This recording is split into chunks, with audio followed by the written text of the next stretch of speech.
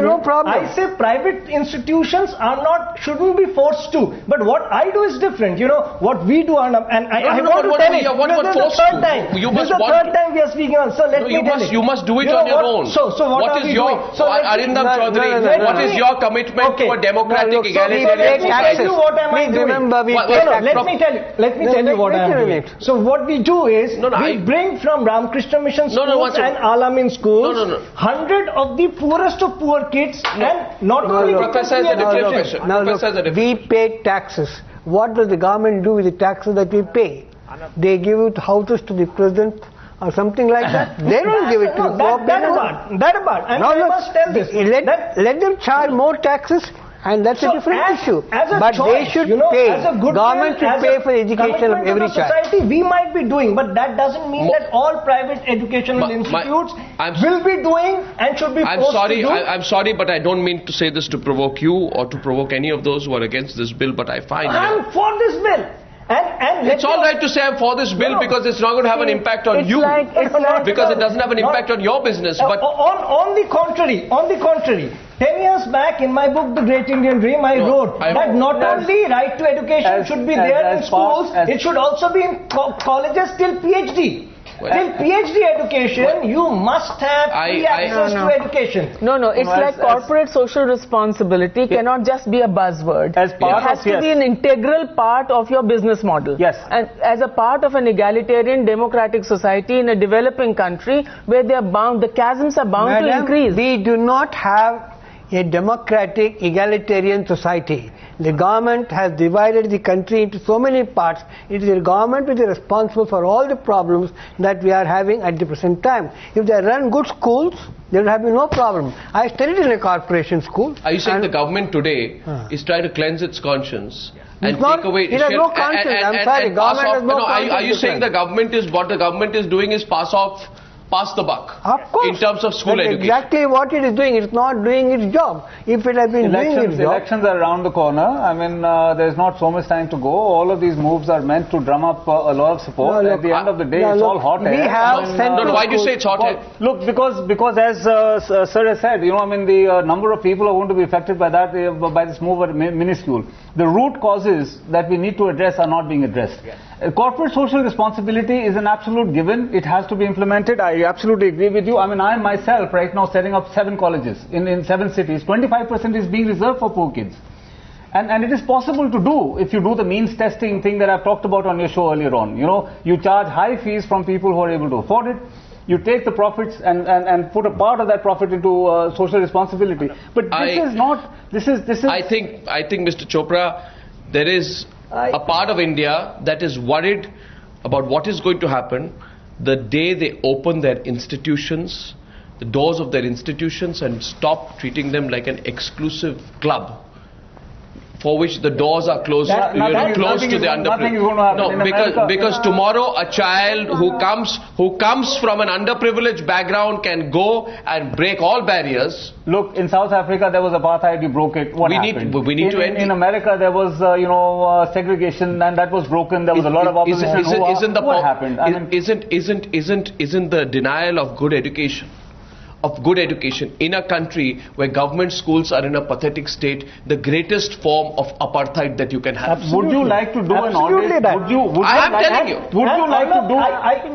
like to do an audit of the amount of money that is allotted for government schools and how much is actually going down? Okay, what's it? Madhu Prasad wanted to come in. Mohandas Pai raised his hand. Madhu Prasad first. Yes, ma'am. Yeah, I'd like to talk on this whole issue of quality. It is not possible. Like, we are talking as though government schools are bad and private schools are good. But this, from an educationist point of view, is in fact not a sustainable proposition at all. What is happening in the private schools, I agree the government schools require reform, they're in a terrible state, and I don't think this act is going to bring in many differences on that issue. But I do think that we should not put up for ourselves the private school as the model of quality education. Because what the private schools are doing is, they are homogenizing intake, they are homogenizing social background, they are in fact replacing privilege for merit. And we are beginning to accept this. I don't see any reason why somebody who can afford to take coaching classes, somebody who has a room to himself or herself in his own house, they should be and who can have computers and who can holiday in foreign countries, or whose parents can pay some enormous sum to go to school. How do these kids become quality education? They are in fact, Professor Indiration feels, Dr. Madhu Prasad, that you are diverting, you're taking the argument away from what it should be meant to be, but I will not get into that. I will ask Professor Indiration why you think she's diverting the argument from the point she's making. Professor Indiration, to you, sir. No, go ahead. We cannot have only one image of quality. Central schools as a privilege for the employees of the central government. Why don't they run it for everybody?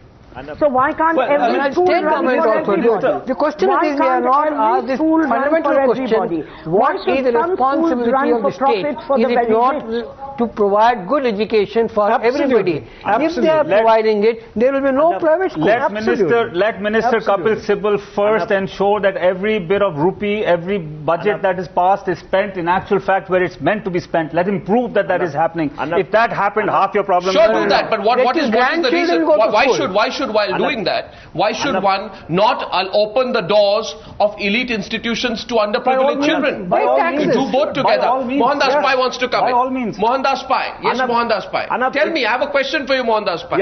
You take a child from an underprivileged background and take the child to one of the, say, the super luxury schools in Bengaluru with air-conditioned buses and air-conditioned classrooms.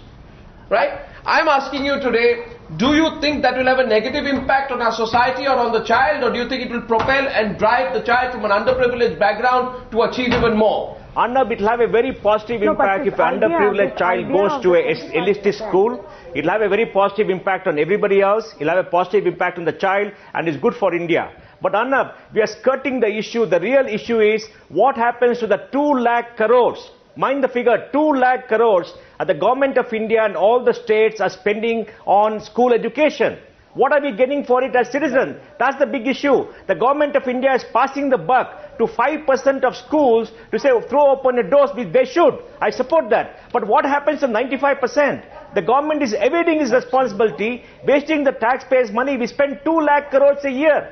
Add up all the budgets of all the states and central government. This is the issue, Arnab.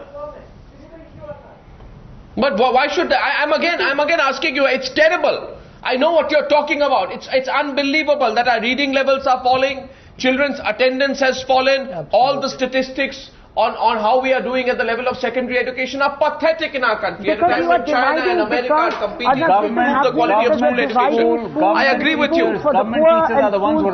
I agree with you. I agree with you. But I'm still saying here today, is there a certain elitism, a post-reforms elitism that has crept into the minds of our parents today who want to shelter their children, who do anything to shelter?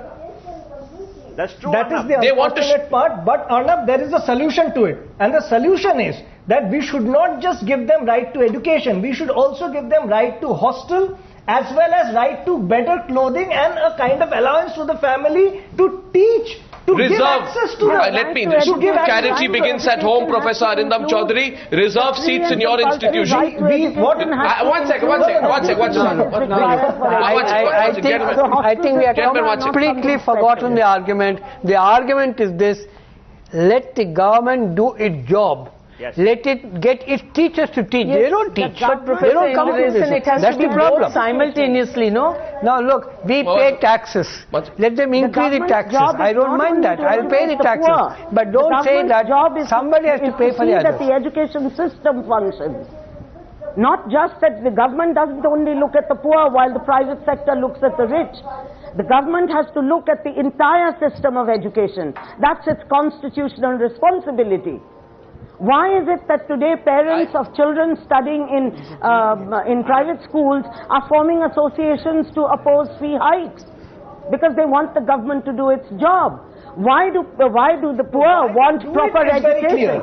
Why do the poor want proper education? Because they want the government to do its job. The government's responsibility is to every Can I put the story out? Can I put the real story out? I want to put the real story out in the way I read this real story.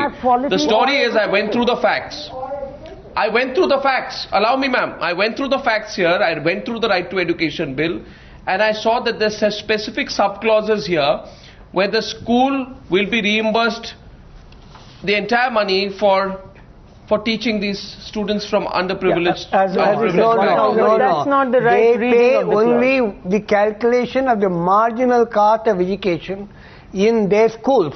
1,190 rupees, you cannot teach any child if you pay 1,190 rupees in a year. It doesn't work. My point is a slightly broader point. My point is that today a group of elite parents and managements of elite schools have come together to say that we don't want our business model to change. The schools say we don't want our business model to change. We've got into it to make money. And we have every right to make money if we are giving good education. And parents are saying we have made money to shelter our children from other children in India. So this is about social barriers and profit margins. I'm not sure it's quite... This is about social barriers and profit margins. The argument is different. There is a difference in a social responsibility and the personal responsibility of the person. So I think you want to give a charity, perfectly fine. This is not the charity. Government, no. It is charity. Yeah. The government should not force a person to give charity. Exactly. Mr. Sibal send his grandchildren Exactly to my views. government CSR. You won't do it. You know, CSR can be a good charity, but you can't force anybody to do CSR if he's in the private business model. No, I think to call this charity... Most of these schools and all of these schools are government aided, have got land from government at less cost, and they have the responsibility to pay back to the society. I'm sorry to that. The real counter argument is that tomorrow many more of these children will get into IITs and law schools and IIMs if you provide them education at an early level. Agreed. Because Agreed. what differentiates between a child, two children at the age of 6, and one child who goes to an elite school and one child who goes to a government school is the fact that when the child from the elite school passes out, he has certain social skills and soft skills. Which also and language skills and other skills which put him ahead. Why should the child of an underprivileged father not get that? They don't get it because the government refuses to teach them English. In any case, it's a government rule that they will not teach them English. Absolutely. This is government is doing it. 1 minute. In any case, what is merit? Merit is not something that you're born with. It is also, a lot of it is your circumstances, the family you're born with, what you're exposed to, what are the, all those various factors, social factors that create merit in somebody, as you are saying, rather.